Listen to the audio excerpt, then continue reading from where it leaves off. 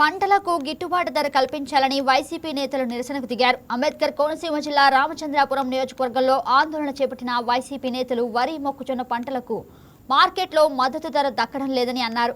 పంట కొనుగోలు కేంద్రాల్లో సరైన సౌకర్యాలు లేక రైతులు అనేక ఇబ్బందులు పడుతున్నారని ఆవేదన వ్యక్తం చేశారు.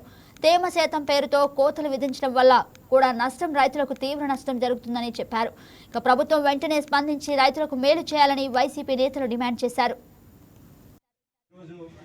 రైతుకు అండగా నిలబడాలనే ఉద్దేశంతో రామచంద్రపురం నియోజకవర్గంలో ఈ యొక్క నిరసన కార్యక్రమాన్ని పిలుపునివ్వడం జరిగింది. కార్యక్రమానికి వివిధ గ్రామాల నుంచి చేసినటువంటి ప్రజాప్రతినిధులకు, వైఎస్ఆర్ కాంగ్రెస్ పార్టీ నాయకులకు, రైతు సోదరులకు, సోదరిమణులకు అందరికీ కూడా పేరు పేరున హృదయపూర్వక నమస్కారం తెలియజేసుకుంటా ఉన్నాం.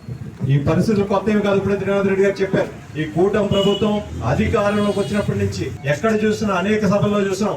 మాది డబుల్ ఇంజన్ సర్కార్ అని చెప్పుకుంటా ఉంటారు నారా చంద్రబాబు నాయుడు గారు. మరి అది డబుల్ ఇంజన్ సర్కార్ గా దాదాపు 2.5 సంవత్సరాలు పరిపాలన పూర్తి చేసుకున్నప్పటికీ కూడా ఇన్ని పంటలు రైతులు పండించినప్పటికీ ఏ పంట చూసినా కనీసం మద్దతు ధర కూడా కల్పించలేని దుస్థితిలో ఈ రాష్ట్ర ప్రభుత్వం ఉంది అంటే పరోక్షంగా నారా చంద్రబాబు నాయుడు గారు రైతాంగాన్ని కాలగర్భంలో కలిపే ప్రయత్నం చేస్తున్నారని మనం అర్థం చేసుకోవచ్చని సందర్భంగా మనం చేసుకుంటా ఉన్నాం. ఒకసారి ఈ జిల్లాలో గానీ నియోజకవర్గంలో గానీ ప్రస్తుత పరిస్థితులు ఒకసారి మీ అందరు కూడా తెలియాలి. ఎందుకంటే మొన్ననే డీజిల్ కొరత వల్ల వరి కోత కోయడానికే నానా అవస్థలు పడ్డారు రైతులు అందరూ కూడా.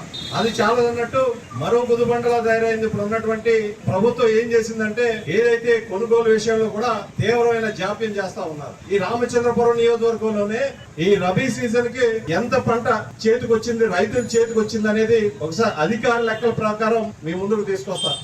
ఎందుకంటే ఇది నా లెక్కలు కాదు, అధికార లెక్కలు.